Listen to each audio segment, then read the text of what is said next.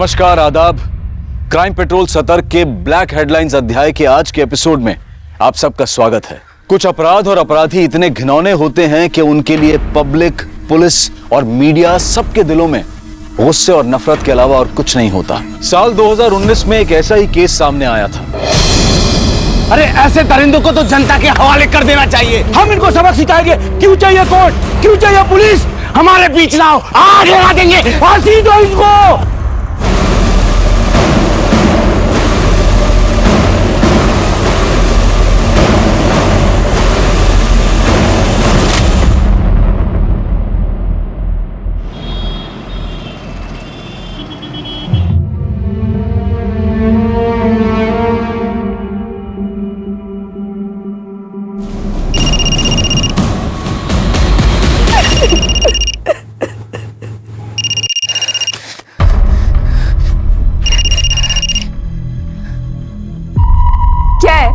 क्यों फोन कर रहा है बार बार मुझे? क्या चाहिए तुझे मुझसे? मुझ पे बचा ही किया है। वर्तिका मेरी बात तो सुन। क्या सुनूं मैं? तू इस गिल्ट में मत रह।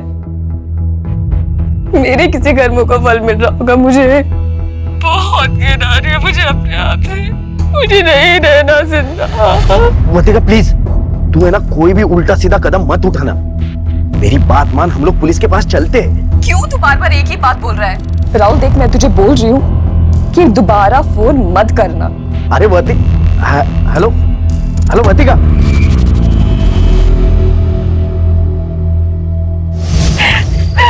अरे वर्तिका क्या कर रही हो? कोई देख लेगा। अच्छा, बाबू को बहुत डर लग रहा है ना? डरता वरता नहीं है तेरा बाबू किसी से। रिस्पेक्ट करता हूँ अपने रिश्ते की, प्राइवेसी की। ये लेक्चर देने के लिए मुझे यहाँ बुलाया ना?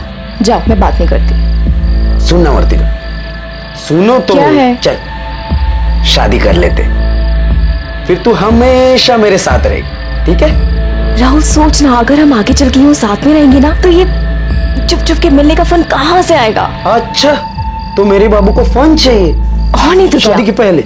या तो अभी मैं फन दिलाता हूँ। चलो। मजाक कर रही थी।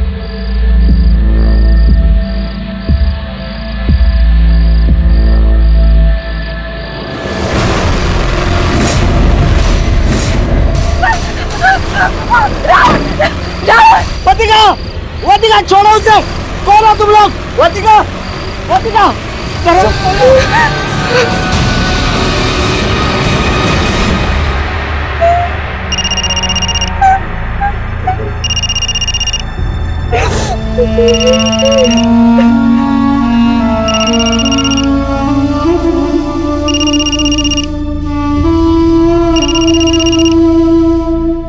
अरे सुधा, जल्दी आओ। ये लो गरम गरम पूरन पोली। हाँ, वाह वाह, अरे थैंक यू। पूरा इधर लो। हाँ, ये सारी तुम। राहुल, तू भी आ। इतना परेशान क्यों लग रहा है? कुछ नहीं मम्मी, बस वो आ रहा हूँ। उसे अपनी गर्लफ्रेंड से फुर्सत मिलेगी तो आएगा ना वो। गणपत कब से पीछे पड़ा हुआ था कि तुम लोगों को मेरे हाथ की पूरन पोली खानी है, इसलिए बना दी। मम्मी, आप इतना अच्छा खाना बनाती हो ना, सोच रहा हूँ आपको किडनैप करके घर ही लेके जाऊँ। बदमाश। भाई, तुझे जब भी खाना हो ना तो यहाँ चले आना। मेरी बीबी मुझे बहुत प्यारी है। क्या? गणपत कितना लकी है तुम जैसे दोस्त पाए उसने, और हम कितने लकी हैं कि गणपत जैसा बेटा मिला हमको।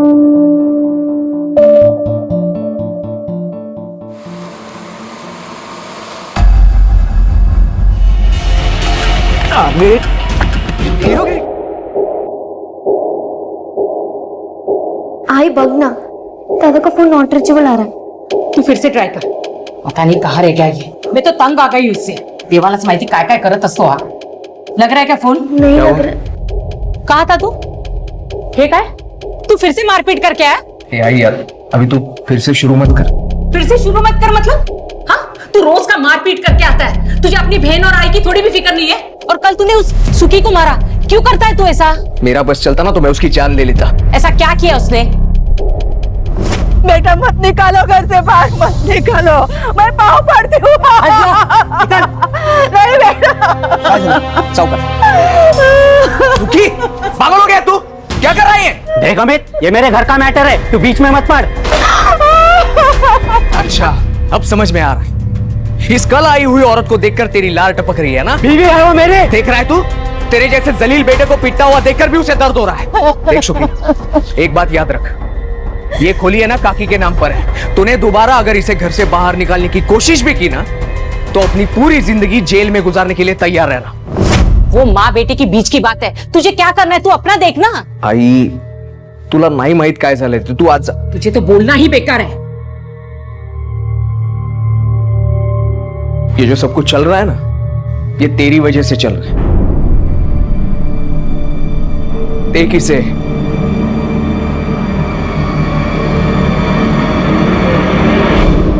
ये केस एक गैंग रेप का नहीं था, बल्कि ये केस सीरियल गैंग रेप्स का था।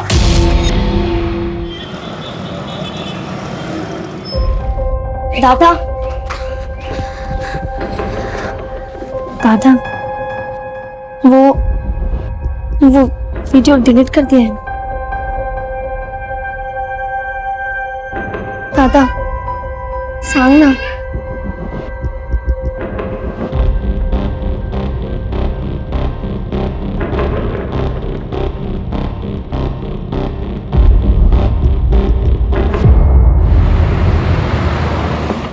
अच्छा सुधा, चल मैं निकलता हूँ। अरे रुक रुको, फाइल रह गई। मामा, हाँ, अब टिफिन लेकर क्यों नहीं जाते? रोज लंच के लिए इतने दूर आते हो। अरे इसी बहाने तेरी मामी से मिल भी लेता हूँ। रोमांस है? तू भी ना। अच्छा चलो जाओ। अरे हाँ हाँ, चलता हूँ चलता हूँ।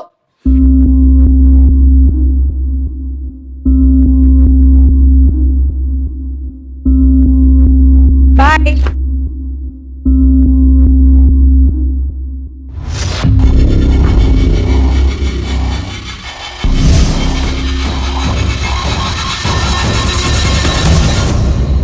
मामी रहने दीजिए, मैं धो लूंगा मेरे कपड़े। क्यों? मामी हूँ तेरी, माँ नहीं हूँ, इसलिए फॉर्मेलिटी कर रहा है? मामी मैं तो बस ऐसे ही बोल रहा था। तेरे काम करना मुझे अच्छा लगता है, और फिर हमारा कोई बच्चा तो है नहीं, जो भी है तू ही है। नहीं,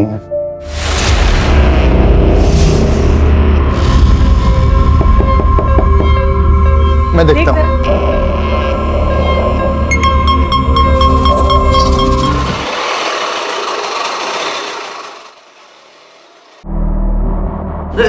आप लोग यहाँ? अमित पता नहीं कहाँ चला गया है, तो फोन पर नहीं उछलते, मुझे बहुत डर लग रहा है। आप कुछ कीजिए ना। नहीं, वह नहीं, परेशान मत हो। काका, बड़े साहब से बात करा दीजिए ना। पता नहीं अमित कहाँ चला गया।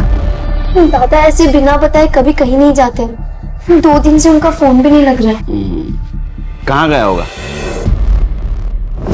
आई भी निकतो ग। दादा 2 मिनट। अरे अमित, काय झालं? कहाँ जा रहा है तू? अगं दुकानात जातोय मी। रुक, मैं चाय लाती हूँ तेरे लिए। नहीं मग मुझे चाय नहीं चाहिए, मुझे लेट हो रहा है। अरे आम्ही बाजारात पण बघितलं, वो दुकान पे गया ही नहीं, दुकान बंद पड़ी थी। किस चीज की दुकान है? पान पट्टी की दुकान है साहब। कुछ बात हुई थी उसके साथ? इन्हें गुस्सा होकर तो नहीं गया घर से बाहर? सर वैसे तो कोई बात नहीं हुई थी। किसी के साथ लड़ाई? लड़ाई तो ना जाने कितने लोगों के साथ करता रहता है। हीरोगिरी का, तेरी हीरोगिरी निकालता हूं मैं साले। क्या किया तू? वो सुखी को मारा, बेटा मत मारो, सुखी को मत मारना। और वो सुजाता का पति उससे मारपीट कर रहा था, उससे भी लड़ाई की उसने, और कहा कि पुलिस में दे दूंगा। पति पत्नी के बीच की बात है, इसमें उसका क्या लेना देना। घरेलू हिंसा ये पति पत्नी का आपसी मामला नहीं है, वो अपराध है। अगर उसने इंटरफियर किया होगा तो अच्छी बात की। अमित के बारे में उसके दोस्तों के पास पूछताछ करो, उसका फोन भी ट्रेस करो। सर, हमें अपने मामा को क्यों नहीं बताया? अब रोइए मत, आप चलिए मेरे साथ पुलिस स्टेशन। चलिए, हम पुलिस को सब कुछ बता देंगे। वो कमीने जो भी है ना, पुलिस उनको जहन्नुम से भी ढूंढ निकालेगी। अब चलिए। ठीक है, अगर आप नहीं आ रहे हो ना, तो मैं जा रहा हूँ पुलिस स्टेशन। नहीं पुलिस के पास मत जाना। क्यों मामी? 2 कौड़ी की भी इज्जत नहीं रहेगी मेरी। उनके पास मेरा वीडियो है, वो वायरल कर देंगे। भगवान के लिए किसी से कुछ मत कहना, गणपत में मेरी कसम है। तेरा झगड़ा हुआ था ना अमित के साथ? वो साहब नहीं करनी। बेटा मत मारा, सुक्की को मत मारना। वो मेरे आई को मेरे खिलाफ भड़का रहा था साहब। तो तूने उसे गायब कर दिया? नहीं साहब, मैंने कुछ नहीं किया। साहब कोई मेरे घर के मामले में बोलेगा तो सर ही फोड़ेगा ना उसका साहब। मैं अरे पुलिस के सामने हुल देता है क्या? नहीं साहब, वो मेरा वो मतलब नहीं। वर्तिका चल जल्दी से खाना खा ले। नहीं आई, भूख नहीं है। क्या हुआ बेटा, ऐसा मुंह लटका के क्यों बैठी है? कुछ नहीं हुआ आई। चल देख कौन आया।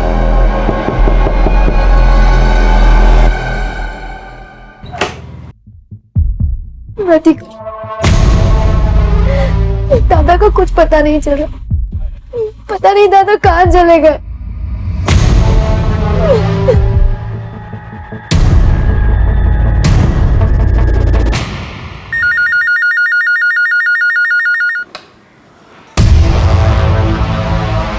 क्या?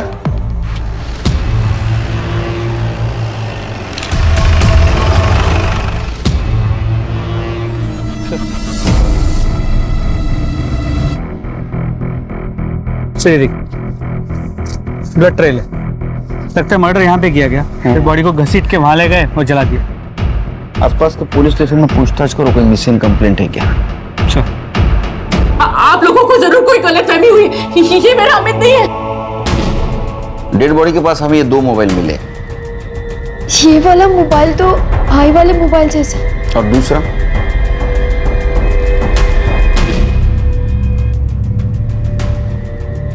नहीं पता सर। अरे साहब, ये ऐसा फोन तो किसी और के पास भी हो सकता है ना। मैं माँ हूँ उसकी, मैं उसे नहीं पहचानूंगी क्या? आसपास के पुलिस स्टेशन में हमने जब पूछताछ की तो कोई मिसिंग कंप्लेंट नहीं आई थी उनके पास। फिर भी तसल्ली के लिए आपके डीएनए से डेड बॉडी का डीएनए मैच करके देखना होगा। आपको समझ में नहीं आता? मैं कह रही हूँ ना, वो मेरा बेटा नहीं है करके। मेरा अमित नहीं मर सकता, वो मुझे छोड़ के नहीं जा सकता। उसे अपने आई को संभालना, अपनी बहन की शादी करवानी है और अपना दुकान भी तो बढ़ाना है। आप लोग हमारे पीछे समय मत बर्बाद कीजिए। आप लोग जाकर मेरे अमित को ढूंढिए। आप शांत हो जाइए, आप शांत हो जाइए। अगर आपकी आई रेडी नहीं है तो आपके डीएनए से डेड बॉडी का डीएनए मैच करके देखना होगा। ये प्रोसीजर है। मैं कह रही हूँ ना, मेरा अमित नहीं है। किरण, तेरे भाई को क्यों कोई मारेगा?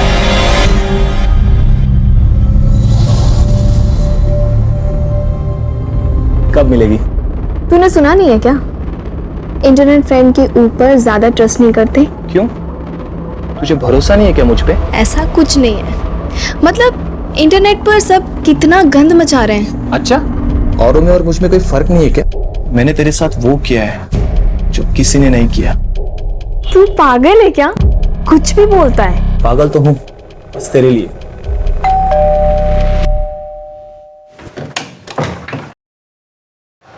मैम आपका पिज्जा। किसने मंगवाया? नीरू जी ने मंगवाया था। मैं पैसा लेके आती हूँ। नहीं, पेमेंट हो चुका है। ठीक है।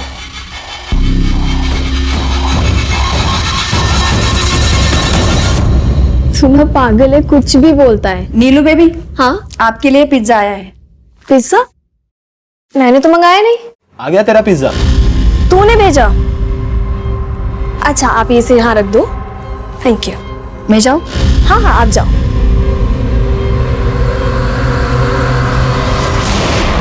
तू एकदम बेस्ट है। तुझे कैसे पता मुझे ये पिज्जा पसंद है?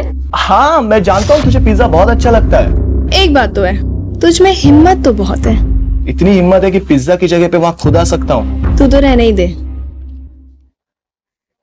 सर, अमित की पोस्टमार्टम रिपोर्ट आ गई। उसकी पीठ पे चाकू जैसे किसी तेज चीज से वार किया गया था। बॉडी 75% जल चुकी थी। और सर, उसकी मौत का वक्त 13 अप्रैल को दोपहर 2 से 6 के बीच का। और सर, अमित के कॉल रिकॉर्ड्स, वैसे तो सभी जनरल कॉल्स, लेकिन मरने के 2 दिन पहले से वो एक नंबर पर रेगुलर बात कर रहा था। इनफैक्ट मरने से पहले आखिरी बार उसने उसी नंबर से बात की थी। किसका नंबर है? सर, इनकी बेटी वर्तिका का।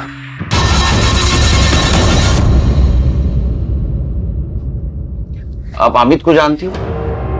सर, इतने अच्छे से नहीं जानती। वो मेरी फ्रेंड किरण का भाई है। हाँ। लेकिन किरण ने बोला भी डीएनए रिपोर्ट नहीं आई है। तो तुम अमित को पर्सनली नहीं जानती थी। तो मरने के 2 दिन पहले से तुम उससे इतनी बात क्यों कर रही थी? बताओ अर्तिका। अरे बेटी चुप क्यों है, बोलना। जो कुछ है बता दे साहब को। क्या है साहब, एक ही चाली में रहते हैं ना, तो बात हुई होगी। साहब वैसे ये उससे बात ही नहीं करती थी, वही इसको फोन कर करके तंग करता था। अरे क्या बोल रही है तू? खरा बोलते हैं, मैंने नहीं बताया आपको। वैसे साहब वो अच्छा लड़का नहीं था। वर्तिका को फोन कर करके बोलता था मैं तुझसे प्यार करता हूँ और तुझी से शादी करूंगा। वर्तिका ने खुद बताया मुझे। तो मुझे बताना था। मैं आपको बताने ही वाली थी, लेकिन उसका फोन आना ही बंद हो गया था, इसलिए मैं भी चुप होके बैठ गई। लेकिन साहब मुझे उसके आई और बहन के लिए बहुत बुरा लग रहा है। अमित के लिए कोई दुख नहीं है, क्योंकि साहब उसे शर्म आनी चाहिए थी। उसकी जवान बहन है और मेरी बेटी को परेशान कर रहा था वो।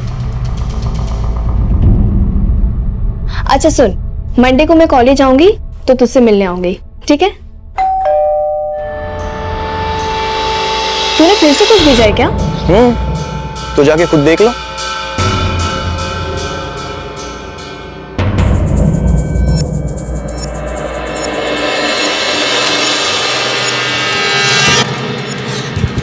तू यहाँ क्या कर रहा है? तू पागल है क्या? सोचा पिज्जा की जगह आज खुद आ जाओ। वो सुबह में मेरा घर है। तो क्या हुआ, घर में तो हम अकेले हैं ना। चल ऊपर।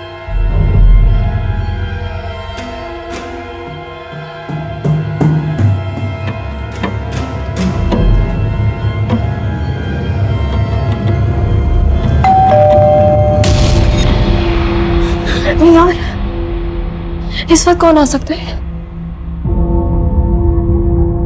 कोई मॉम तो नहीं आ गई? क्या यार मर गए। यार एक काम कर, तू ना जल्दी से वॉशरूम में जाके छो। प्लीज जल्दी जा, जल्दी जा।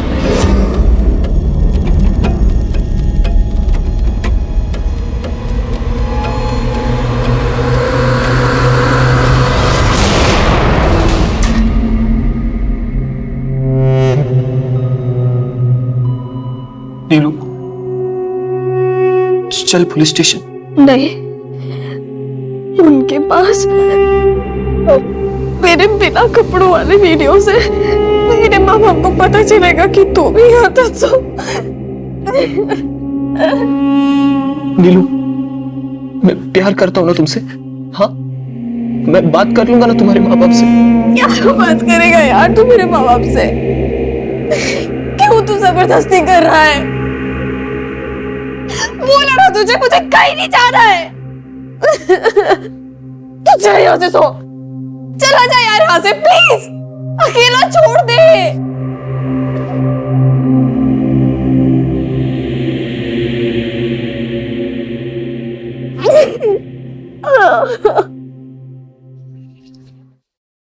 सर, जो लाश मिली थी उसकी डीएनए रिपोर्ट आ गई। अमित की है।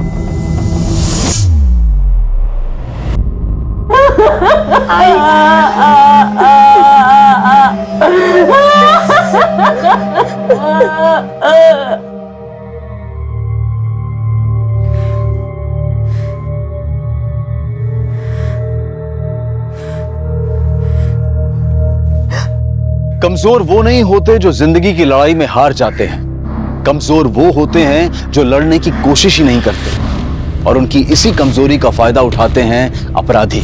इतनी लड़कियों के साथ रेप हुआ, लेकिन कोई भी अपनी तरफ से पुलिस के सामने नहीं आई। सबको यही डर था कि अगर उनके वीडियोस वायरल हो जाएंगे तो बदनामी होगी। लेकिन वो ये भूल गई कि ऐसा करके वो अपनी पहचान नहीं बल्कि उन अपराधियों को बचा रही थी और उन्हें और बेखौफ बना रही थी। लेकिन जुर्म को चाहे कोई कितना भी क्यों ना छुपाए, वो सामने आ ही जाता है। अमित के केस की तहकीकात में पुलिस के हाथ कुछ बड़े खुलासे लगने वाले थे। सर, अमित के पास से जो 2 फोन मिले थे उनमें से एक फोन तो अमित का था, तो वो फोन क्लीन है, लेकिन वो दूसरा फोन अमित का है या नहीं ये नहीं कह सकते। सर इसका IMEI नंबर भी नकली है और जो सिम लिया गया था वो भी फेक नेम से था। इस मोबाइल से कुछ डाटा मिला है, बहुत इंपॉर्टेंट है सर। सर विठल केस की रिपोर्ट आई है। बाद में बोला था। सर ये जो दूसरा फोन था वो पासवर्ड प्रोटेक्टेड था और उसका पासवर्ड था TRAP। TRAP। ऐसा पासवर्ड कोई क्यों रखेगा? सर इन वीडियोस को देखिए, आप समझ जाएंगे। ये बंद कर, बंद कर। नहीं सर ये सिर्फ एक वीडियो नहीं है, ऐसे 12 लड़कियों की वीडियोस है। वर्तिका, और ये देखिए। पर ये तो अमित की बहन किरण है ना? जी सर। तुम्हें मॉलेस्ट किया गया था, ये बात तुमने हमसे क्यों छुपाई? सर ऐसा कुछ नहीं हुआ। ऐसा हुआ था, सबूत है हमारे पास।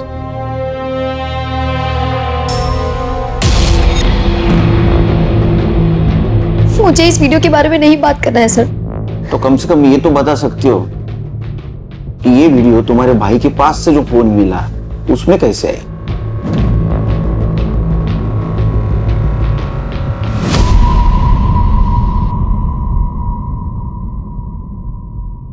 हेलो।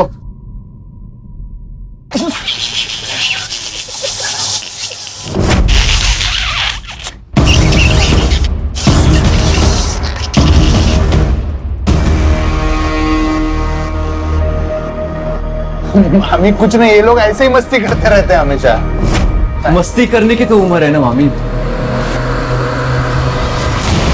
अरे किरण तो कुछ बोलने को तैयार ही नहीं। अगर किरण नहीं बोल रही तो वर्तिका से बात करनी होगी। वर्तिका, साहब आ रहे तुझसे मिलने।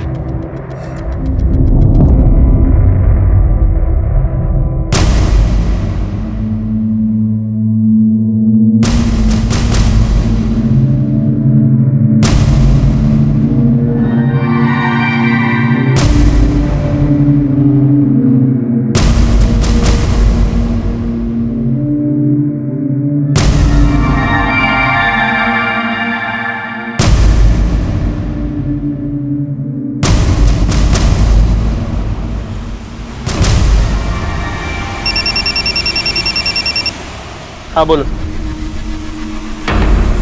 ठीक है सर, गायतोंडे की बेटी वर्तिका ने सोशल मीडिया पे सुसाइड की पोस्ट डाली। क्या?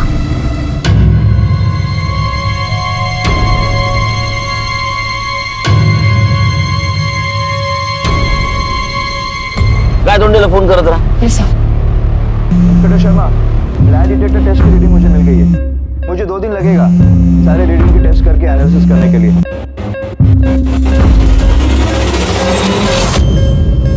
लगा? सर गेट नहीं है। सर मैं ट्राई करता हूँ। बिठा कर रखो, पूरी हिस्ट्री निकालो इसकी। सर रिंग जा रही है, उठा नहीं रहा। चलो चलो जल्दी चलो, जल्दी चलो।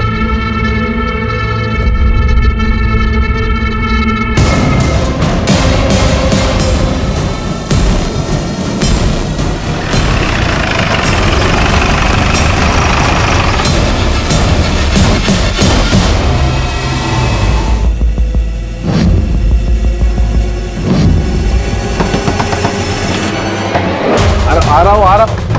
वर्तिका कहाँ है? क्या हुआ साहब? वर्तिका कहाँ है? घर में उसका कमरा कहाँ है? हाँ कमरा वहाँ पे है, लेकिन हुआ क्या साहब? साहब बोलो तो ना, साहब बोलो ना। दरवाजा खोलो। क्या हुआ सर? वर्तिका दरवाजा खोलो। सब मेरे पास चाबी है। जल्दी लेके आओ, जल्दी लेके आओ।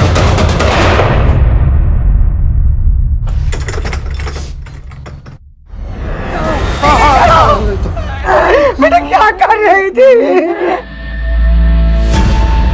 वर्तिका, तुम एक पुलिस वाले की बेटी हो, फिर भी इतनी कमजोर। तुमने सुसाइड करने की क्यों कोशिश की?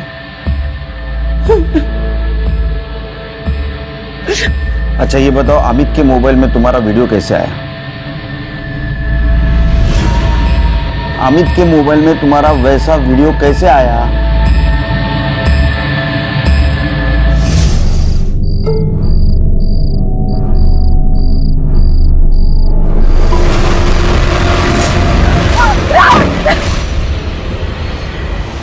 मैं नहीं मिल सकती तुझसे। देख वर्तिका, मिलना तो तुझे पड़ेगा ही, क्योंकि तेरी एक चीज इस मोबाइल में है। अमित ने मेरा रेप किया था।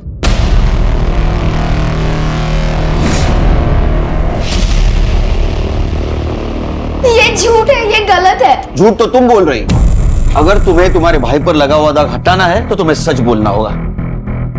बताओ तुम्हारे साथ क्या हुआ था? रेप।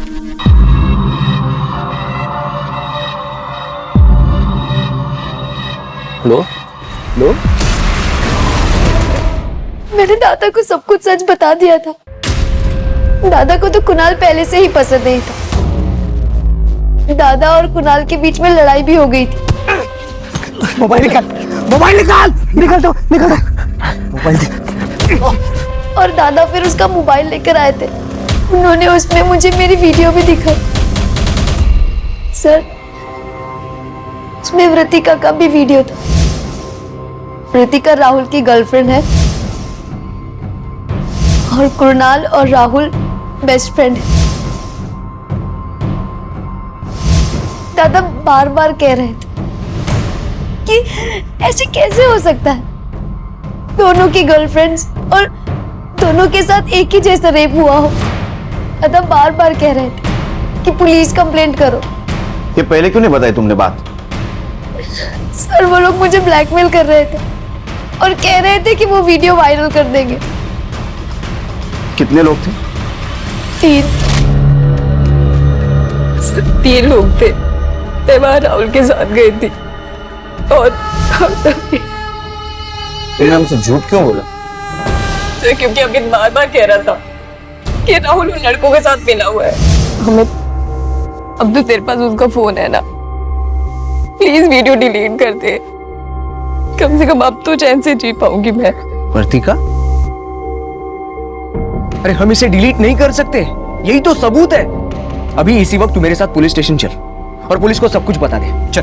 तू पागल हो गया है? तुझे पता है ना मेरे पापा पुलिस में, सब लोग हंसेंगे पापा पर, मुझ पर। और तू बता, अगर उन लोगों के पास इस वीडियो की कॉपी हुई तो अमित, अगर ये वीडियो उन्होंने इंटरनेट पे वायरल कर दी ना, तो मेरे पास मरने के अलावा कोई ऑप्शन नहीं बचेगा। देख, तेरे साथ जो कुछ भी हुआ है वो बहुत गलत हुआ है, और अगर इसके बावजूद हम लोग चुप बैठेंगे तो जो लोग गलत कर रहे हैं उनका साहस बढ़ेगा। अरे आज तू उनका शिकार हुई है, कल को कोई और मासूम बनेगी। देख, मुझे ना तेरे लेक्चर नहीं सुनने हैं। अमित, जो मेरे साथ हुआ है ना, तू कभी इमेजिन भी नहीं कर सकता। प्लीज ये वीडियो डिलीट कर दे। कभी नहीं। अमित, अमित, राहुल नहीं ऐसे कर सकता, मुझसे प्यार करता है। अच्छा, तो राहुल को बचाने के लिए तुमने अमित पर आरोप लगा दिया। ये वीडियो में ऐसा दिख रहा है कि ये 3 जगह देख रहे हैं। मतलब 3 रेपिस्ट्स हैं। सर, हर केस में एक बॉयफ्रेंड भी तो है। मुझे लगता है ये सीरियल रेपिस्ट है जो गर्लफ्रेंड बॉयफ्रेंड को टारगेट कर रहा है, या तो ये सब मिले हुए हैं।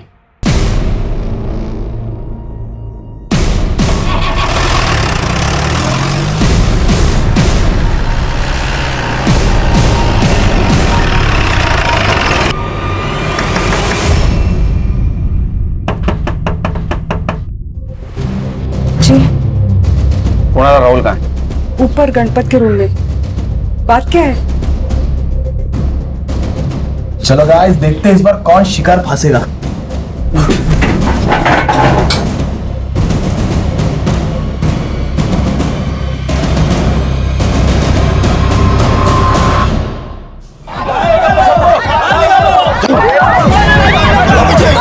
अरे जूतों से मार मार के मार डालो उनको। अरे पागल है ये, पागल है। एनकाउंटर कर दो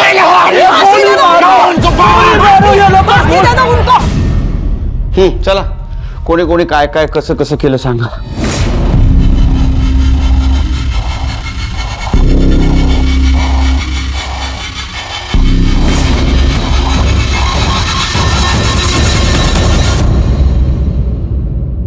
हमें कुछ पता नहीं सर। हाँ सर, हमने कुछ नहीं किया सर। ए शाने, तुम लोगों ने जो वीडियो बनाया ना, वहां पे तुम चारों का लोकेशन दिखा रहा है मोबाइल का। सर पता नहीं आप ये क्या कह रहे हैं सर, होंगे हम, उसमें कौन सी बड़ी बात है। डायलॉग मत मारा जाता, समझा ना? वो अमित को पता चला इसलिए तुमने अमित को मार दिया ना? सर ये क्या बोले सर आप? तो तुम लोगों ने कुछ नहीं किया? नहीं, कुछ नहीं किया सर। मोबाइल निकालो। मोबाइल करे?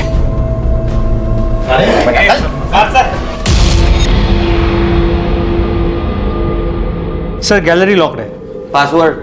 सर आप ऐसा नहीं कर सकते सर, आप बिना सबूत के हमारे मोबाइल चेक नहीं कर सकते। हाँ सर। अगर सबूत मिला ना मुझे तो पहले इतना धोऊंगा ना तेरे को। TRAP टाइप करा।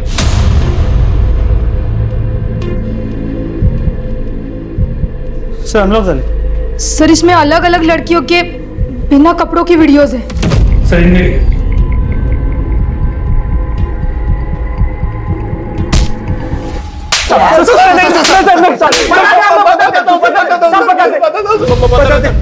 सॉरी। अरे बोल ना। हमने आज तक 25 लड़कियों के साथ ये सब किया है। मतलब आप मारो मत, सब सच बता रहे सब। मतलब हम में से कोई एक ऑनलाइन फ्रेंडशिप कर रहा था लड़की के साथ, और उस लड़की के साथ फिजिकल रिलेशन बन जाने के बाद मर्डर हम लोगों ने नहीं किया सर। आई शपथ। इन्होंने जिन जिन लड़कियों पे रेप किया है ना सबका एड्रेस लो और वीडियो चेक करो। सर अब तक 25 लड़कियां गैंग रेप का शिकार हो चुकी थी, लेकिन किसी ने भी आवाज नहीं उठाई थी। लेकिन पुलिस उन चारों रेपिस्ट के खिलाफ मजबूत केस बनाने के लिए सभी लड़कियों से पूछताछ कर रही थी। सर कोई भी लड़की सामने आने को तैयार नहीं है। कोई आए या ना आए, किरण के बयान पर हम इन्हें कोर्ट में जरूर पेश करेंगे। अपराधियों की गिरफ्तारी के साथ सीरियल गैंग रेप की जानकारी मीडिया को भी मिल गई, और मीडिया में यह बात आते ही मीडिया और जनता का प्रेशर भी पुलिस पर बढ़ रहा था।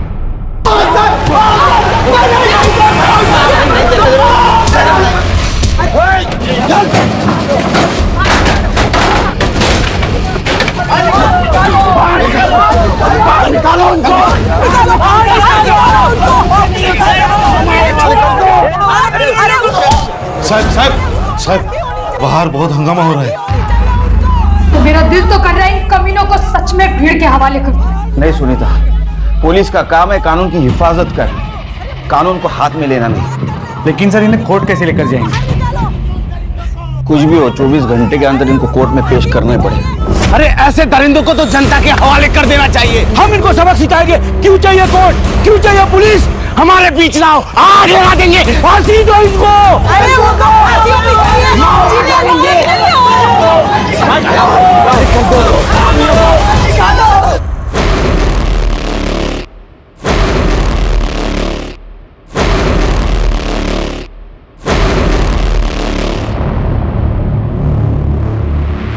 इनको पीछे के रास्ते से निकालो। एक तरफ बलात्कार का शर्मनाक केस था और दूसरी तरफ अमित के खून की गुत्थी थी। अमित को आखिर किसने मारा था? क्या अमित का खून इन लोगों ने ही किया था या फिर उसके खून में किसी और का हाथ था? इन्वेस्टिगेशन के दौरान इन लड़कों ने 24 लड़कियों का नाम बताया, लेकिन 25वीं लड़की का नाम बताने को ये चारों तैयार ही नहीं थे। पुलिस ने एक बार फिर से उनके मोबाइल को अच्छी तरह से खंगाला और उन्हें वो 25वां वीडियो मिला, उनकी 25वीं शिकार।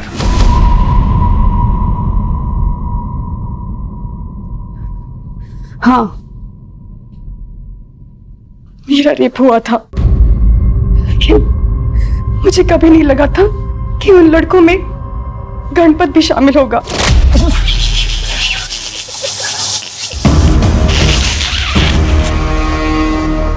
मामी कुछ नहीं, ये लोग ऐसे ही मस्ती करते रहते हैं हमेशा। मस्ती करने की तो उम्र है ना मामी। दरअसल गणपत हमारे यहाँ पढ़ने आया था। हमारा कोई बच्चा नहीं है।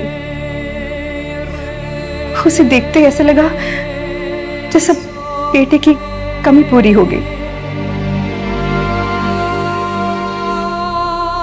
लेकिन शायद मैंने उसको बेटा तो मान लिया, लेकिन उसने मुझे माँ कभी माना ही नहीं।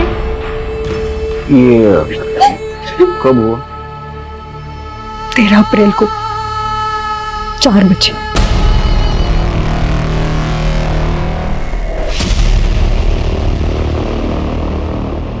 तेरह तारीख को शाम 4 बजे अगर मामी का रेप हुआ था तो इसका मतलब इन्होंने अमित को नहीं मारा, क्योंकि अमित का मर्डर भी इसी दिन इसी वक्त हुआ था। उसकी लाश शहर के बाहर मिली थी। अगर इन लोगों ने मर्डर नहीं किया तो फिर कौन हो सकता है? ये अमित वर्तिका और किरण को फोर्स कर रहा था ना पुलिस में जाने के लिए, और दोनों मना कर रही थी। हो सकता है इन दोनों में से किसी ने अमित को मारा हो। एक काम करो, इन दोनों के घर का सीसीटीवी फुटेज कलेक्ट करो 13 तारीख का, और मोबाइल लोकेशन भी। सर, सुमन के साथ बात करके पुलिस को ना सिर्फ उसके साथ हुई हैवानियत के बारे में पता चला, बल्कि अमित के खूनी के बारे में भी क्लू मिला। सर, दोनों घर के बाहर की सीसीटीवी फुटेज आ गई। लगाओ।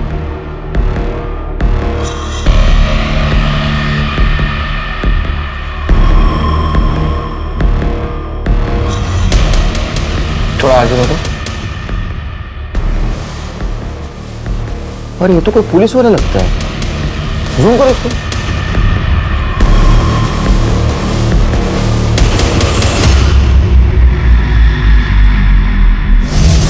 सर कैसी बातें कर रहे हैं आप? एक तो उस घटिया इंसान ने मेरे लड़की की जिंदगी बर्बाद कर दी, और आपको लगता है कि हमने मारा अमित को? झूठ बोल रहा हूं मैं। दाखवा जाना।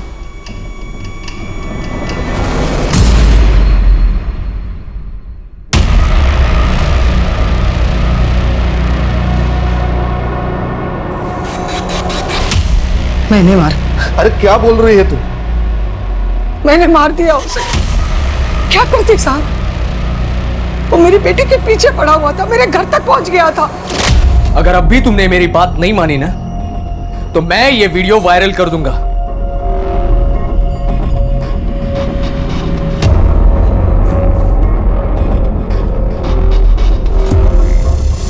क्या बोल रहा था हर्तिका? क्या बोल के गया वो? उसके पास भी वीडियो है। कैसी वीडियो? बिना कपड़ों का, और कह रहे हो वायरल कर देगा। मैंने सोचा उसे मारकर हमेशा के लिए ये किस्सा ही खत्म कर दूं।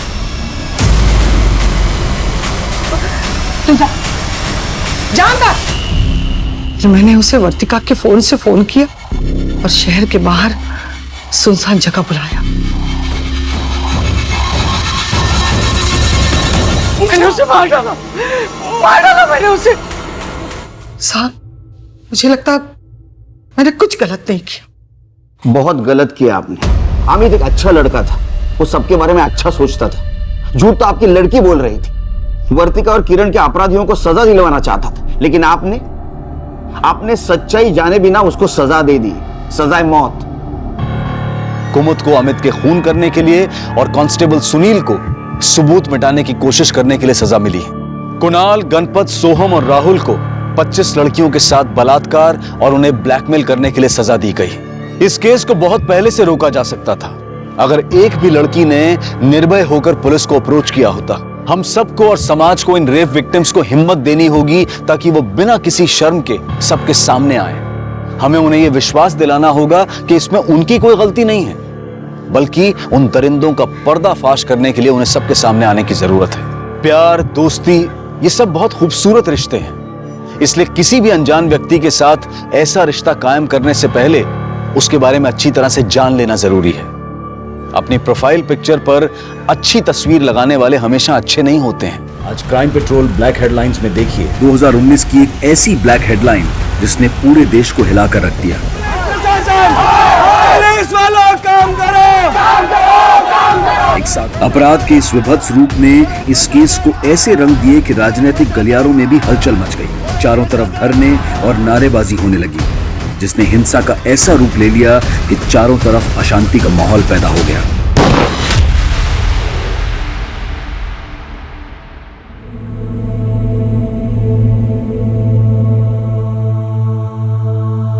माँ, अरे ये सब हटाओ, देखो मैं तुम्हारे लिए क्या लेकर आया।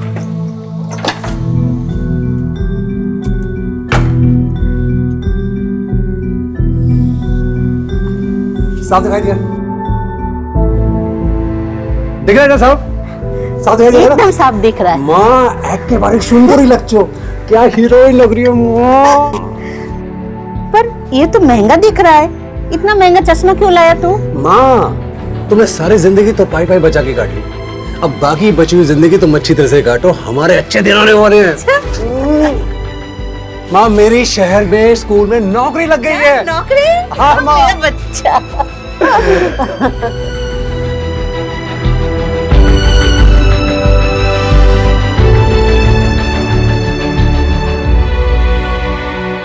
अरे माँ, मैं यहाँ खुश हूँ, तू मेरी इतनी चिंता क्यों करती है? तू इतना दूर रहता है, चिंता तो होती है ना। काश तू इस बार काली पूजा में गांव आ पाता तो। अरे माँ, भाई ना कैसे आते? भाभी इतना लंबा सफर थोड़ी ना कर सकती है इस वक्त। हाँ मेरी माँ, जानती हूँ। तपन बहू कहाँ है? और प्रतुल भी दिखाई नहीं दे रहा है। अरे माँ, प्रतुल तो पूजा करने के साथ ही बाहर चला गया है। आपको तो पता है उसको रोकना बड़ा मुश्किल काम है।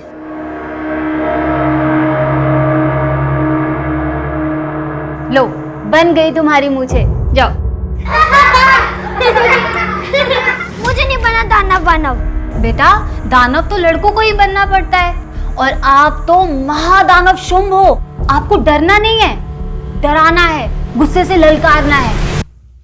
ओ कालिका, तुम में अगर शक्ति है तो मुझसे युद्ध करो, ऐसे। और आपको काली बन के प्रतुल यानी महादानव से युद्ध करके उसे मार गिराना है। नहीं नहीं मैडम, मैं नहीं मारूंगा, और इस इकरा से तो बिल्कुल नहीं। मैं काली हूँ और तू दानव, मरना तो पड़ेगा। नहीं, मैं मारूंगा तुझे। मम्मी, पहले ये दानव की मूछें निकाल दो, वरना वो आके मुझे मार देगी।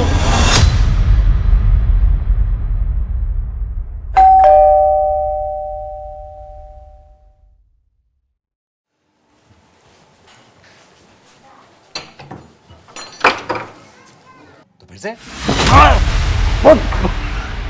पागल है। नमस्कार, आदाब। क्राइम पेट्रोल सतर्क के ब्लैक हेडलाइंस अध्याय के आज के एपिसोड में आप सबका स्वागत है। देखते ही देखते ये घटना एक ऐसी नेशनल न्यूज बन गई जिसने न्यूज रूम से लेकर राजनीतिक गलियारों तक में हलचल पैदा कर दी। एक तरफ इस हत्याकांड के सामने आने के कुछ ही घंटों बाद एक ऐसा राजनीतिक दंगल छिड़ गया कि राज्य की सियासत हिल गई। पुलिस प्रशासन, पुलिस प्रशासन, तपन के हत्यारों को गिरफ्तार करो, गिरफ्तार करो। पुलिस प्रशासन, पुलिस प्रशासन, पुलिस प्रशासन, पुलिस प्रशासन। शांत हो जाइए, हमें अंदर जाने दीजिए प्लीज। हम नहीं हटेंगे, हम नहीं हटेंगे। हट जाइए, हमें अंदर जाने दीजिए प्लीज। हम नहीं जाने देंगे। एक महीने में हमारे 5 कार्यकर्ताओं की हत्या हुई है। इस बार तो बल्कि पूरे परिवार को ही खत्म कर दिया उन लोगों ने। हमारा विश्वास प्रशासन और पुलिस पे से हमेशा के लिए उठ गया है। और ये अपोजिशन पार्टी केएलबी, ये लोग इसमें शामिल है, हमें पूरी तरह से मालूम है। और तो और वो तुम्हारा सुजय घोष, उस पार्टी का नेता, तुम लोगों के साथ मिला हुआ है। नहीं जाने देंगे। पुलिस प्रशासन, आरएलपी दल के लोग अपने कार्यकर्ता तपन और उसके परिवार वालों की हत्या को लेकर सड़कों पर आ गए हैं, और पुलिस वालों के कहने पर भी वो मानने को तैयार नहीं है। पुलिस प्रशासन,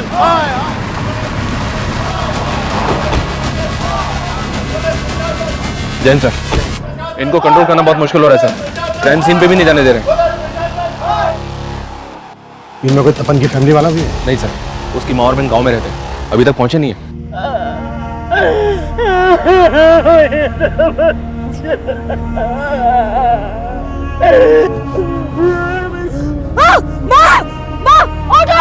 ऑटो रोको। माँ क्या हुआ? माँ क्या हुआ? माँ पुलिस प्रशासन, पुलिस प्रशासन, पुलिस प्रशासन। देखिए, शांत हो जाइए, पुलिस प्रशासन, शांत हो जाइए प्लीज। देखिए, इस वक्त मैं एक पुलिस ऑफिसर के नाते नहीं बल्कि एक इंसान होने के नाते आप लोगों से बोल रहा हूँ। जिन लोगों के लिए आप इंसाफ की मांग कर रहे हैं, घंटों से उनके मृत शरीर अंदर पड़े हैं। कम से कम उनकी बॉडीज तो हमें ले जाने दीजिए। और एक बार जरा ठंडे दिमाग से सोचिए, अगर हम लोग इन्वेस्टिगेट नहीं करेंगे तो उन्हें न्याय कैसे दिलवा पाएंगे, इंसाफ कैसे दिलवा पाएंगे? मैडम, चलिए हटिए।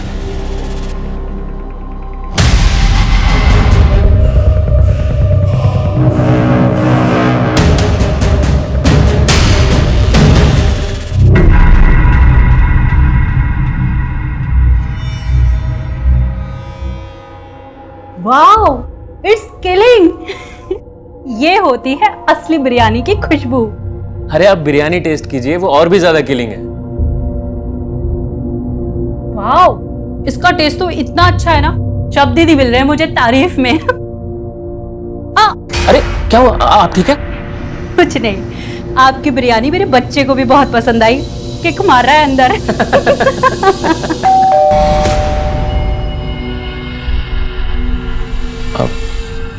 मैं देखता हूँ। गंदी बात होती है। अच्छा तुम? तपन दादा, मैं तो बिरयानी देने आया था।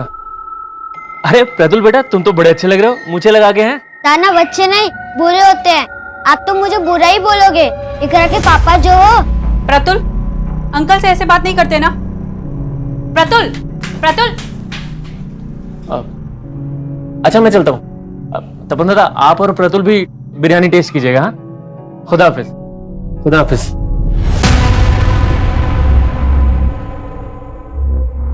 कहाँ जा रहे हो? पुलिस के सामने अपना मुंह खोला ना तो मेरा और अपनी बेटी का मरा मुंह देखोगे।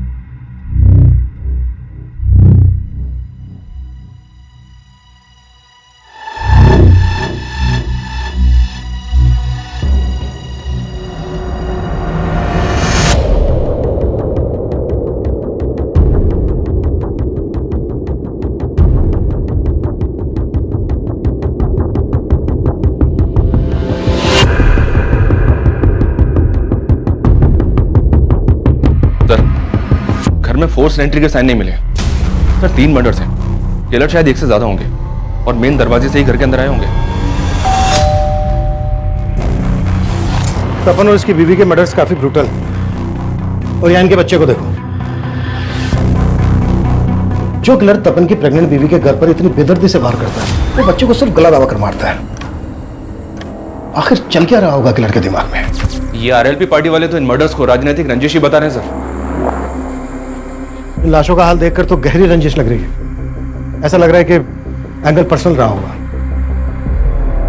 अगर किलर्स मेन डोर से आए होंगे तो शायद उनके लिए दरवाजा खोला गया होगा।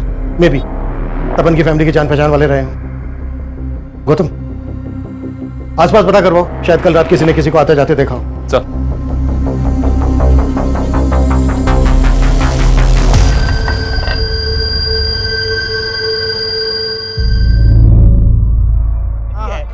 क्या शोर मचा रहे हो? क्या प्रॉब्लम है? हाँ? साहब मेरे दीदी जीजाजी है साहब। गाओ। तुम तपन के साले? हाँ साहब, सुबह टीवी में ये सब देखा। काफी महीनों से मिला नहीं हूँ। कल बस दीदी से बात हुई थी। हाँ दीदी, काली पूजा की बहुत बहुत बधाई आपको। अरे पोल्टू, तुमको भी बधाई हो। तुम खुश तो हो? अरे मैं तो डबल खुश हूँ, दूसरी बार मामा बनने वाला हूँ ना। दीदी, जीजाजी कहाँ है? अरे वो घर पे नहीं है, तू उनके नंबर पे कॉल कर ले। फिर मैंने जीजाजी को फोन किया, लेकिन उन्होंने उठाया नहीं। कल कब की बात है ये? करीब शाम को 7 बजे होंगे।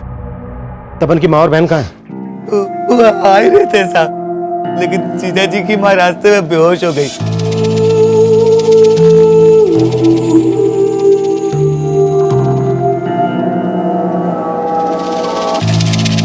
कल रात आपने किसी को तपन के घर पे आते जाते हुए देखा था? हमने नहीं देखा साहब। सर, इनका कोई भी पड़ोसी खुल के सामने नहीं आ रहा। समझ में नहीं आ रहा कि कोई कुछ जानता भी या नहीं। ये इस पॉलिटिकल हंगामे का असर है। शायद सब डरे हुए। शबरी इनके द्वारा डराए गए। खत्म। अपने ऐसी खबरी एक्टिव करो जिनकी पहुंच जड़ों तक हो। मुझे तपन और उसकी फैमिली से रिलेटेड एक इन्फॉर्मेशन चाहिए। जी सर। चाहिए। सर, आपको क्या लगता है इन हत्याओं के पीछे किसका हाथ है? सर, एक तरफ आरएलपी पार्टी के नेता पारस सिन्हा के इस मामले में बयानबाजी चल रही है, वहीं दूसरी तरफ पुलिस इस मामले में अपनी कोई भी प्रतिक्रिया देने से बच रही है। दो बिल्लियों की लड़ाई में ना रोटी हमेशा बंदर ही खाता है। बाबा, मैं आपसे कुछ बात कर रहा हूं, अपनी जमीन तो बचा लोगे ना आप? अपनी जबान को थोड़ा लगाम लगा। क्यों चुप गई मेरी बात? या उनके मौत के बारे में सुनकर आपका गला बढ़ाया? बाबा एक बात ध्यान रखना, ये वही लोग हैं जिन्होंने आपका गला पकड़कर आपकी पस्तून तक गीली कर दी थी। कम से कम अपनी बहन के सामने तो अपनी जबान से गंदगी मत निकाल। बहुत करता है।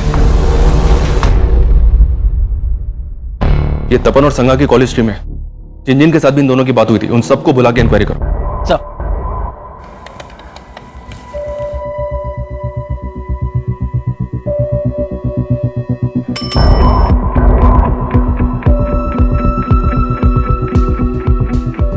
तपन को क्यों कॉल किया था? सर, तपन दादा को मैं जानता हूँ और उस दिन मैंने सिर्फ काली पूजा की बधाई देने के लिए उनको फोन किया था। उस दिन तपन जी और मैंने एक दूसरे को काली पूजा की बधाई दिए थे। हो सकता है काली पूजा का बहाना लेकर कोई सच छुपा रहा हो। हम किसी को हल्के में नहीं ले सकते।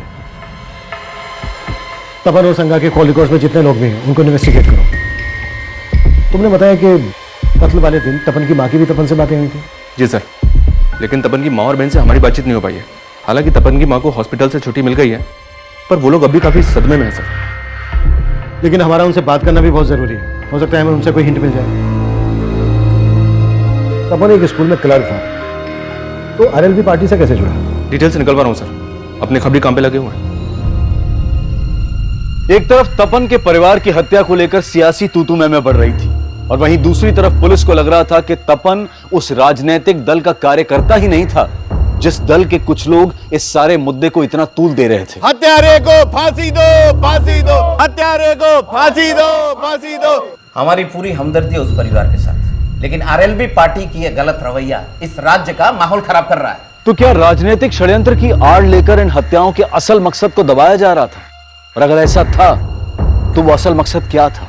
केस इतना बड़ा हो गया था कि तपन के परिवार को जानने वाले अड़ोसी पड़ोसी भी खुलकर गवाही नहीं दे रहे थे, लेकिन उन्हें भरोसे में लेने की कोशिश पुलिस लगातार कर रही थी, लेकिन कोई सामने नहीं आ रहा था। और पुलिस जल्द ही तपन की मां और बहन से भी मिली। सर उस दिन भाईना और भाभी से बात हुई थी। अरे माँ, मैं यहाँ खुश हूँ, तू मेरी इतनी चिंता क्यों करती है? तो इतना दूर रहता है, चिंता तो होती है ना। भाभी से बात कराइए ना।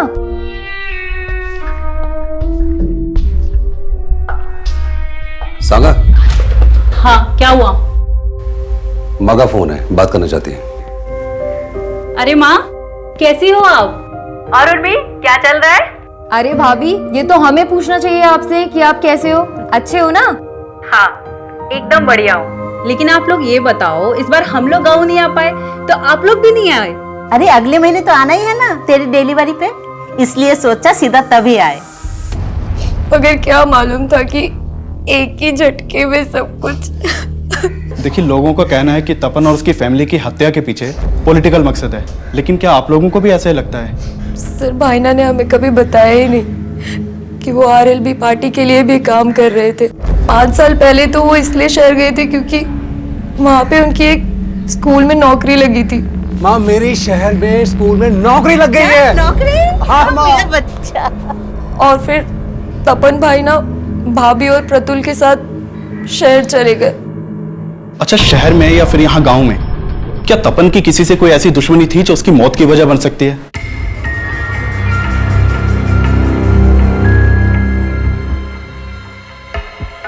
सर, तपन के घर से जो सामान मिला था उसमें डायरी भी थी, इस पे तपन की बीवी का नाम लिखा हुआ है, उसी की होगी। हाँ देखी थी ये डायरी मैंने। क्या लिखा है इसमें? सर डायरी को देखकर ऐसा लग रहा है जैसे वो इसे रोज लिखती होगी। इसमें काफी कुछ ऐसा है जो किसी अफेयर की तरफ इशारा करता है। अफेयर? जी सर।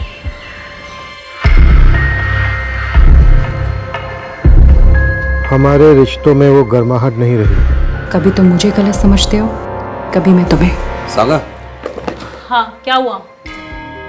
माँ का फोन है, बात करना चाहती है। अरे माँ कैसी हो आप?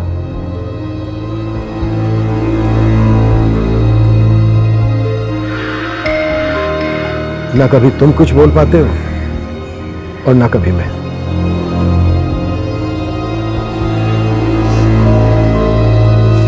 हमारा सिर्फ एक ही दुश्मन है और वो है तपन का बाप।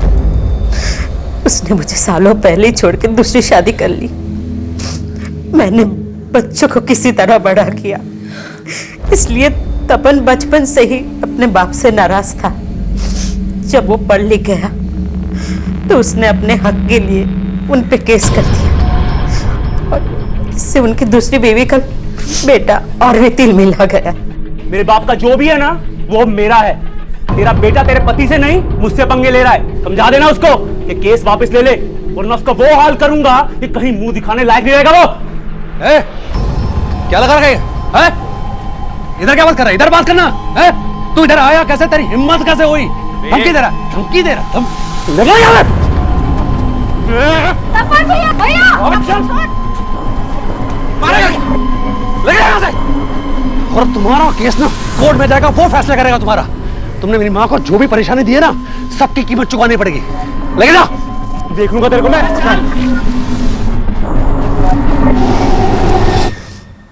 आखिरकार हमने केस जीत लिया था और अदालत ने हर जाने के साथ साथ उनकी आधी जायदाद हमारे नाम करवाने का फैसला सुनाया था। तो आप लोगों को ऐसा लग रहा है कि तपन और उसके बीवी बच्चे को मारकर उसने आपसे बदला लिया है?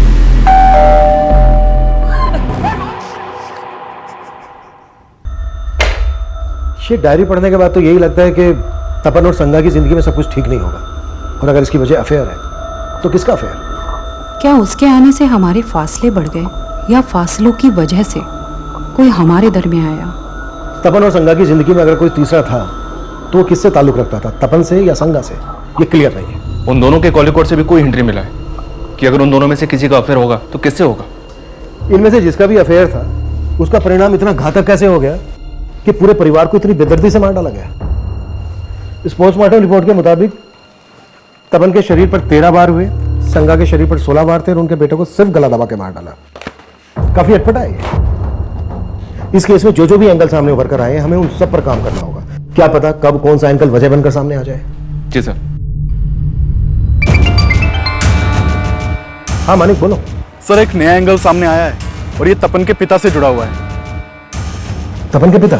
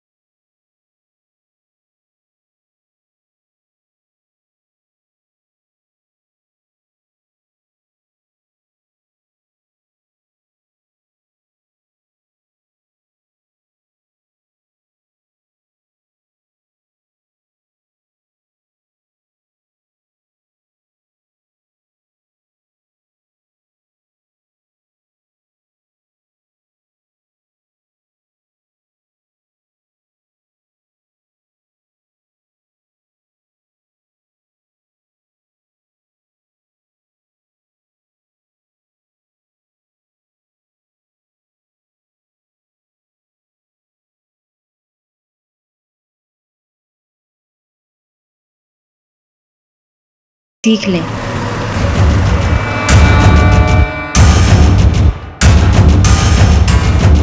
अरे कहाँ गुल खिलाकर आए हो आप, जो आपके पीछे पीछे पुलिस भी आ गई यहाँ पर?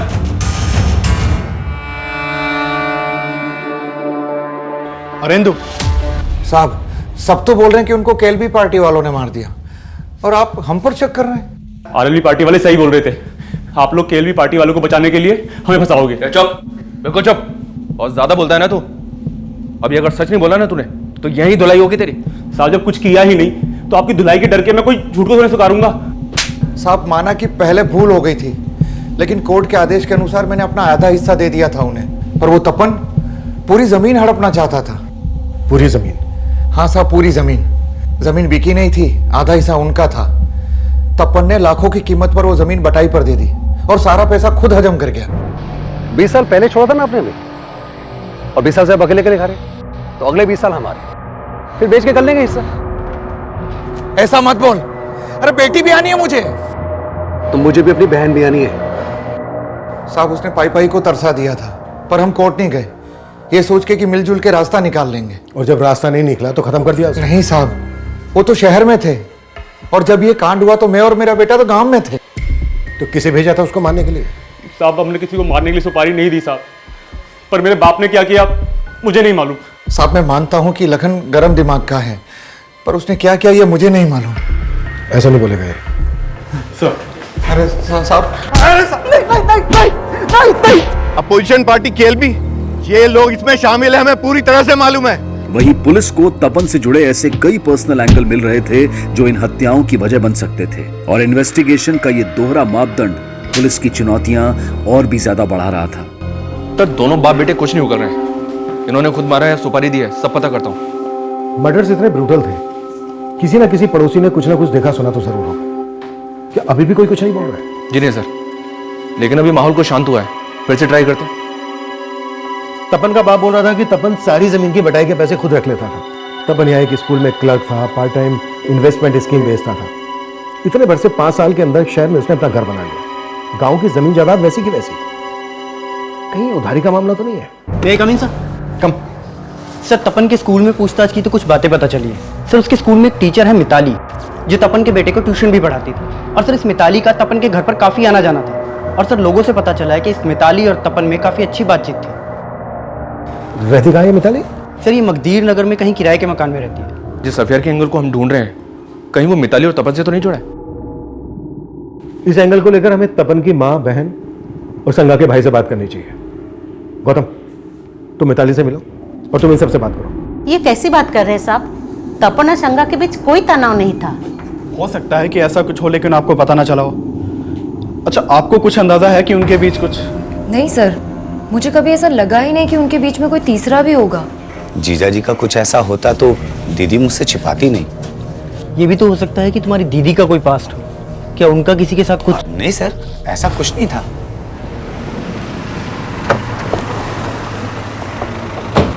ठीक है।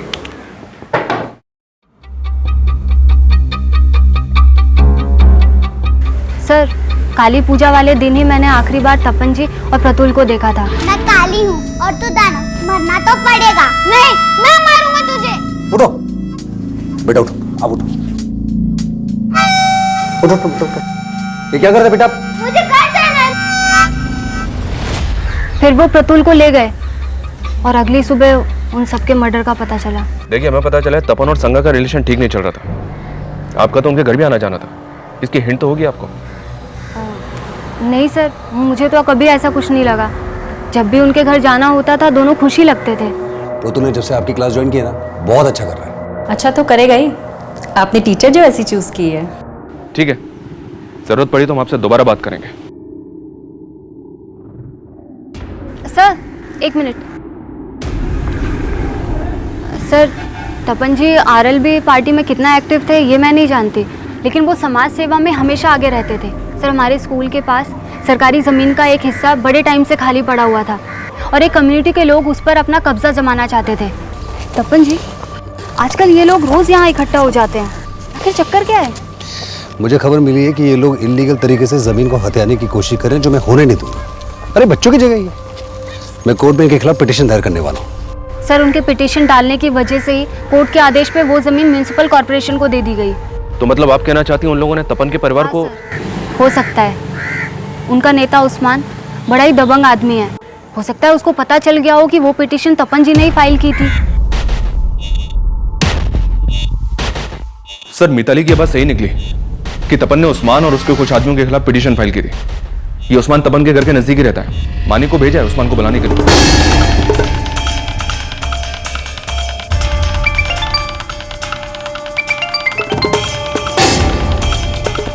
हाँ मानिक। सर, उस्मान के घर पे एक हफ्ते से ताला लगा है और उसका नंबर भी बांधा रहा है।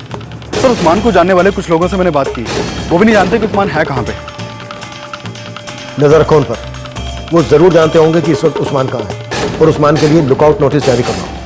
सर, उस्मान के गायब होने का तो यही मतलब निकलता है कि वो इन मर्डर्स में इन्वॉल्व है।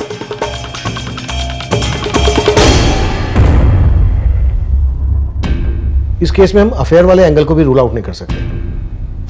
माना हमने मिताली ने उस्मान के बारे में बताया जरूर, लेकिन यह भी तो हो सकता है कि वो अपना राज छुपा गई हो। सांगा की ये डायरी साफ इशारा करती है कि तपन और सांगा के बीच कोई तो तीसरा था।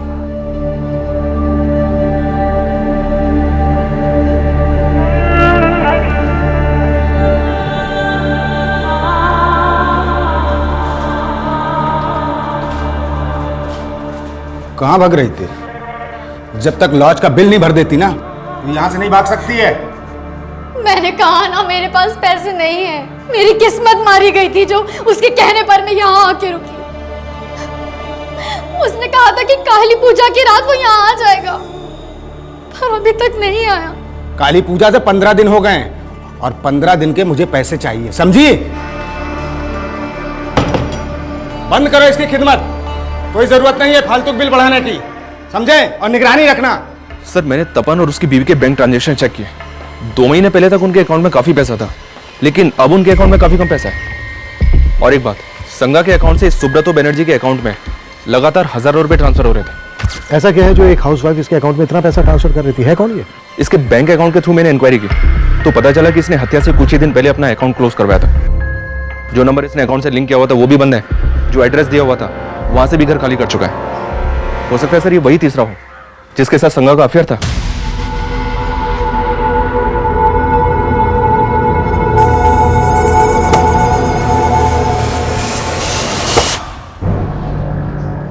कहीं ऐसा तो नहीं है कि सुब्रतो बनर्जी संगा को किसी वजह से ब्लैकमेल कर रहा है? इस सुब्रतो बनर्जी के लिए तलाश शुरू करवा दी मैंने सर। और उस्मान, उसका कुछ पता चला? फिलहाल तो नहीं, उसकी भी तलाश जारी है। सुब्रतो और उस्मान ऐसे सस्पेक्ट बनकर सामने आए थे जो फरार थे। इसका एक राज अब तपन के पड़ोसियों से भी सामने आया। आखिरकार कुछ लोग बयान देने के लिए अब सामने आए थे। बोलिए सर। हम पहले से कहना चाहते थे, लेकिन तब माहौल ऐसा था कि हम डर रहे थे। क्या बोलना चाहते थे आप लोग? साहब, काली पूजा वाली रात एक आदमी को उनके घर के बाहर देखा था। पहले वो मुझे देखकर रुक गया था, पर मैं अपनी सब्जी की थैली बाइक पर भूल गया था। बाद में मैं आया तो देखा कि वो तपन के घर की बेल बजा रहा था। कौन था वो आदमी? उसको पहले कभी देखा था यहाँ? साहब, उस वक्त रात में तो बहुत अंधेरा था, कुछ दिखाई तो नहीं दिया। लेकिन हाँ साहब, उसने व्हाइट कुर्ता पहना हुआ था। हाँ सर, मैंने भी देर रात में एक आदमी को तपन के घर से निकलते हुए देखा था, लेकिन उसने व्हाइट कुर्ता नहीं पहना हुआ था। क्या इनमें से कोई था? इतना ध्यान नहीं है साहब, काफी अंधेरा था। ये तपन परिवार के बारे में और क्या जानते हैं आप लोग? उनका किसी के साथ कोई झगड़ा? सर, झगड़ा तो किसी के साथ भी नहीं था, लेकिन हाँ साहब, हमसे तो इशाक भाई जानते थे उनके बारे में। इशाक कौन? वो सामने वाला घर है साहब उनका, इशाक भाई। काफी आना जाना था उनके घर में, काफी क्लोज थे उनके परिवार से। मैं आपके पैर पड़ती हूँ, मुझे जाने नहीं दे सकते तो कम से कम मुझे मेरा फोन तो दे दीजिए। क्या करेगी फोन लेके? अरे जो तुझे यहाँ छोड़ गया उसका तो फोन बंद आ रहा है। मैं किसी और को फोन करके इंतजाम कर दूंगी। अभी तक इतने दिनों से बोल रही थी कि उसके अलावा तेरा कोई नहीं है, अब किससे करेगी फोन? चुपचाप यहीं बैठ।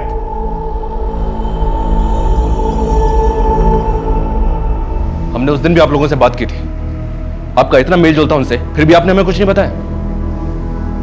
अरे सर, कुछ पता होता तो बताते ना। हमने कहा ना, हमने उस रात कुछ नहीं देखा। लेकिन तपन और उसकी फैमिली के बारे में तो काफी कुछ पता होगा ना? हमें पता चला है कि तपन और संगा के बीच कुछ भी ठीक नहीं चल रहा था। इसकी वजह क्या होगी? पता नहीं सर, हमने तो ऐसा कुछ नोटिस नहीं किया, और हमें तो यही लग रहा था कि वो दोनों खुश ही होंगे। सर, सुब्रतो के बारे में पता किया। सुब्रतो एक हिस्ट्री शीटर है और 420 के केस दर्ज है उसके नाम पे। सर, सुब्रतो लोगों का पैसा पोंजी स्कीम में लगवाता था और फिर गायब हो जाता था। अलग अलग शहरों में अलग अलग नाम से कई बैंकों में अकाउंट मिला है उसका, और सब काफी समय से वांटेड है। तो क्या इसने संगा के साथ भी फ्रॉड किया होगा? इस वक्त कहाँ है? ये तो नहीं पता सर, लेकिन कलिंगा पुलिस उसे काफी समय से ढूंढ रही है और उन्हें उसकी एक लीड भी मिली है। उन्हें लगता है कि वो फूलबनी में छिपा हो सकता है। उनके टच में रहो, किसी भी हाल में हमें ये सुब्रतो चाहिए। Okay sir.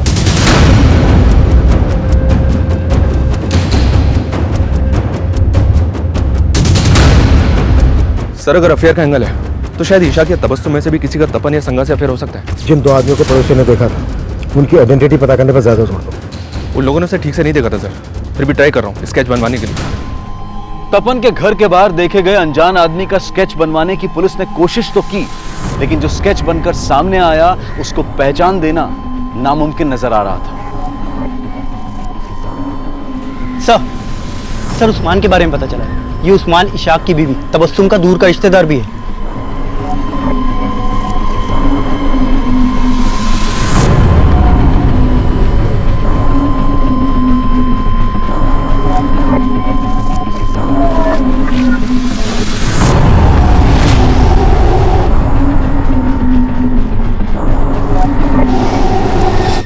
सर, मेरा कोई अफेयर नहीं था तपन की वाइफ से सर। तो उसके अकाउंट से तुझे पैसा क्यों ट्रांसफर होता था? सर, वो तपन उसके अकाउंट से भेजता था सर।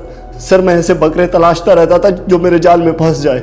मैंने उसको एक फेक स्कीम सुनाई थी और मेरे जाल में फंस गया। देखो दादा, ये ऐसा इन्वेस्टमेंट प्लान है कि राउंड अप में इंटरेस्ट मिलता है इस पे। 2 साल का स्कीम है, आपके पास जब जब पैसे हो तब तब इन्वेस्ट करते रहना। 18% ब्याज के साथ सारा पैसा वापस मिलेगा। अच्छा जी दादा, और मैं चाहता हूं कि आप इसमें इन्वेस्ट जरूर करो। लेकिन सर, वो मेरे लालच के बाद मेरे जाल में फंस गया और मैं जितना पैसा वसूल सकता था मैंने वसूल। लेकिन सर, आप मेरा विश्वास कीजिए सर, मैंने किसी को नहीं मारा सर। मैं सच बोल रहा हूं सर, मैंने किसी को नहीं मारा। तपन, उसकी बीवी संगा, उनका बेटा प्रतुल, सबसे जुड़े ऐसे कई रहस्य थे जो इस केस को लगातार उलझा रहे थे। तपन के पिता अरेंदु, उनका बेटा लखन उस्मान, सुब्रोतो, इशाक और तबस्सुम, ये सभी सस्पेक्ट थे। लेकिन इनके अलावा भी कई नाम और चेहरे थे जिनसे पुलिस का अभी तक परिचय नहीं हुआ था। और इन सब के बीच पुलिस को एक बड़ी कामयाबी मिली, उन्हें मर्डर वेपन मिला। सर ये थैली में ये खून से सना हुआ कुर्ता मिला है। सर इस कुर्ते में सब जगह खून लगा हुआ है। और सर एक कोयता मिला है, इसमें भी काफी खून लगा हुआ है। सर ये सारा सामान यहाँ डंप किया गया था। आइए सर।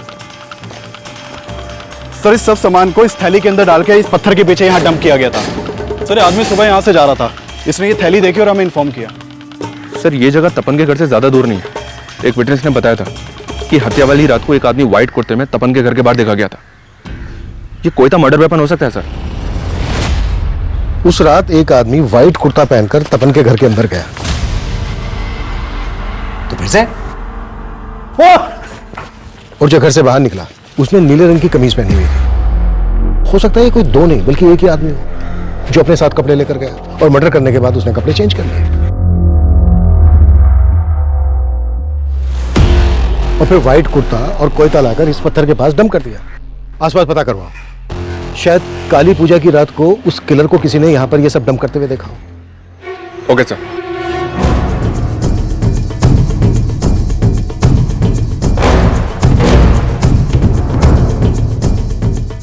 हाँ साहब, काली पूजा की रात मैंने एक आदमी को वहां देखा था। रात देर हो गई थी, मेले से वापस आ रहा था। उसी समय मेरी नजर उस पर पड़ी। साहब वो ऐसे घूर के मेरी तरफ बढ़ा कि मैं तो घबरा ही गया था। क्या उस आदमी ने नीले रंग की शर्ट पहनी थी? हाँ शायद। उस आदमी की तस्वीर बनवाने में क्या आप हमारी हेल्प कर सकते हैं?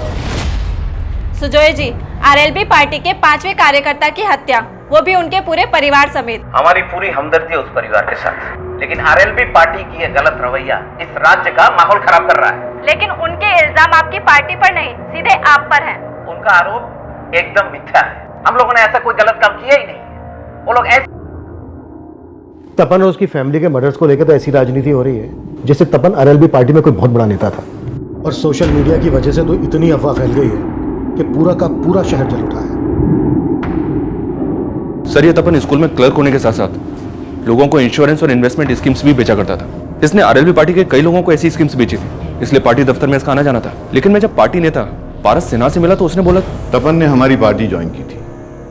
तपन ही क्या, मैं और हमारे सारे कार्यकर्ता बहुत से काम करते हैं। इसका मतलब ये नहीं कि हम पार्टी में नहीं हैं। लेकिन जिस तरह का ये माहौल पैदा किया जा रहा है उसे तो ऐसा ही लग रहा है कि कहीं इन मर्डर्स का मकसद पॉलिटिकल माइलेज हासिल करना तो नहीं है। माइलेज तो मिल रहा है सर आरएलबी पार्टी और उसके नेता पारस सिन्हा को। तो क्या इन मर्डर्स में या फिर ये मर्डर्स किसी और मकसद के लिए हुए हों और ये इसे अपने फायदे के लिए इस्तेमाल कर रहे हैं। जो भी है, हम सुजय और उसकी पार्टी के लोगों को क्लीन चिट तो नहीं दे सकते।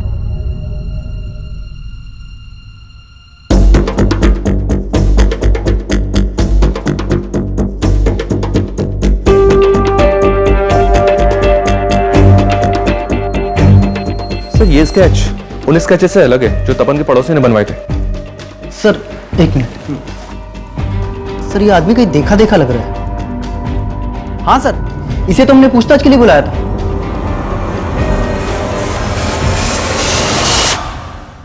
इसका नंबर तपन के कॉल रिकॉर्ड्स में था। रिकॉर्ड्स लेके आओ सर।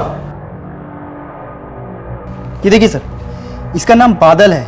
इसका फोन नंबर और एड्रेस दोनों है हमारे पास। आप जिस नंबर को डायल कर रहे हैं वो इस समय स्विच ऑफ है। फोन बंद है सर। इस बादल का एड्रेस चेक करो, देखो सही है क्या। इसके एक एक डिटेल चाहिए और उस्मान का पता भी जल्द से जल्द लगाओ। सब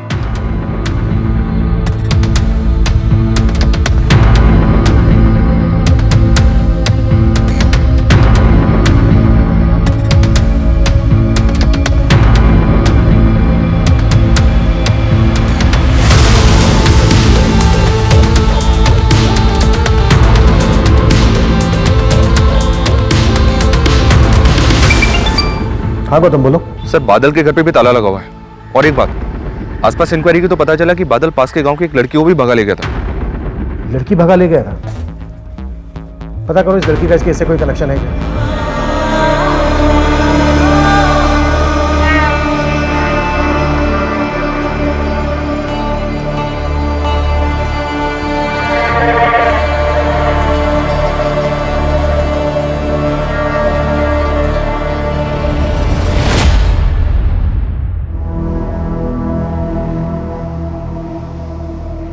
मैं खाला के यहाँ जा रही हूँ, लेकिन तुम घर से बाहर निकलने की सोचना भी मत।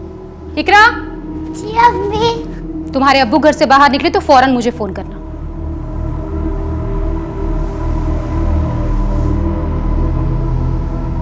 सर वो उस्मान खुद आया पुलिस स्टेशन। सर मैं भागा नहीं था, मैं तो अपनी बेगम के साथ यूपी गया हुआ था, और जैसे मुझे पता चला कि आप लोग मुझे ढूंढ रहे हैं मैं वापस चला आया। भागा नहीं था तो फोन बंद क्यों था तेरा? सर वो तपन की वजह से वो जमीन नहीं हथिया पाया तो मरवा दिया उसको। तपन जी, आजकल ये लोग रोज यहाँ इकट्ठा हो जाते हैं, आखिर चक्कर क्या है? मुझे खबर मिली है कि ये लोग इलीगल तरीके से जमीन को हथियाने की कोशिश कर रहे हैं, जो मैं होने नहीं दूंगा। अरे बच्चों की जगह ही है। मैं कोर्ट में इनके खिलाफ पिटीशन दायर करने वाला हूँ। मुझे तो मालूम भी नहीं था कि तपन ने पिटीशन फाइल की थी। चलिए बोल, तबस्सुम और इशाक का ही सबसे क्या लेना देना है? तबस्सुम इशाक भाई पर शक करती थी कि उसका तपन की बीबी से कोई चक्कर है। सर मैंने बादल के कॉल रिकॉर्ड्स चेक किए, ये देखिए सर बादल के कॉल रिकॉर्ड में एक बरुणी नाम की लड़की का नंबर मिला है। सर बादल और बरुणी के बीच में काफी बातचीत होती थी। सर ये वही लड़की है जिसे लेकर बादल भाग गया था। सर काली पूजा वाले दिन भी इन दोनों के बीच में काफी बातचीत हुई थी। सर बादल का नंबर तो बंद आ रहा है, लेकिन बरुणी का नंबर चल रहा है और हम उसकी लोकेशन ट्रेस करने की कोशिश कर रहे हैं।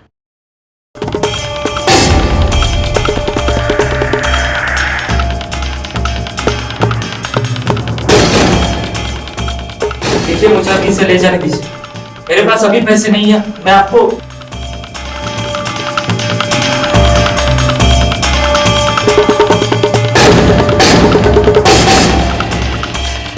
क्या बादल सचमुच हत्यारा था या उसे एक मोहरा बनाकर एक बड़ी चाल चली गई थी?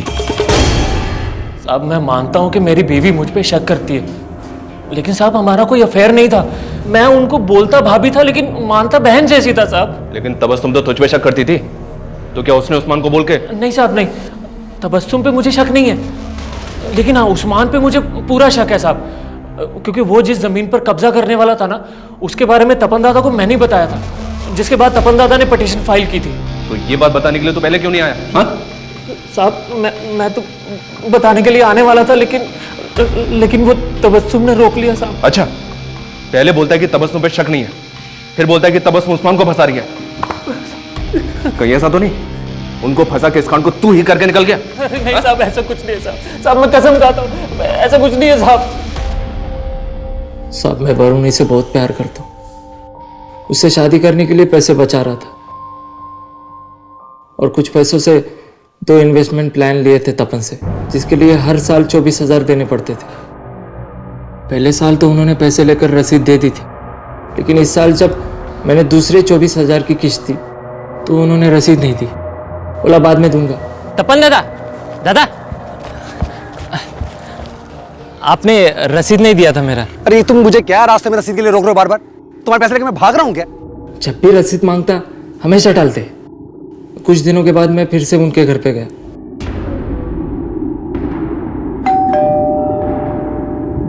नमस्ते भाभी। तुम फिर आ गए? वो तपन जी से मिलना था मुझे। अरे कितनी बार तुमसे बोला यहाँ मत आया करो, बार बार मुंह उठा के चले आते हो। भाभी को परेशान कर रहा है, क्यों आया तू यहाँ पर? दादा आपने बोला था आज आप मुझे रसीद दे दोगे, दे दो ना मेरी। अरे तुझे मैंने कहा है ना कि रसीद बन जाएगी तो तुझे बुला के दे दूंगा ना। आप मुझे पैसे नहीं दे रहे, रसीद नहीं दे रहे, इसका मतलब आप मुझे धोखा दे रहे। मैं धोखा दे रहा हूँ? तो कौड़ी का आदमी नगदन मत आना यहाँ पर। साहब तपन और उसकी बीवी ने मुझे बहुत बेइज्जत किया था साहब। उस दिन ऐसा लगा कि वो तपन जिसने पैसा पैसा जोड़कर आज ये मकाम हासिल किया था, उसे मुझ जैसे एक छोटे से इंसान के मेहनत के पैसे की कोई कदर ही नहीं। मेरा माथा ठनक गया साहब, और मैंने सोच लिया कि मैं इन दोनों को बताऊंगा कि एक छोटा सा इंसान अपनी मेहनत की कमाई के लिए क्या कर सकता है। तो फिर से सिर्फ 24,000 रुपए के लिए तूने तपन और उसके पूरे परिवार को मार डाला। तपन तुझे रसीद नहीं दे रहा था ना, उसके 8 साल के बच्चे की क्या गलती थी? उस मासूम को क्यों मारा तूने? और उसके अजन्मे बच्चे को भी मार डाला जिसने भी जन्म नहीं लिया था, कोख में था, उसकी क्या गलती थी?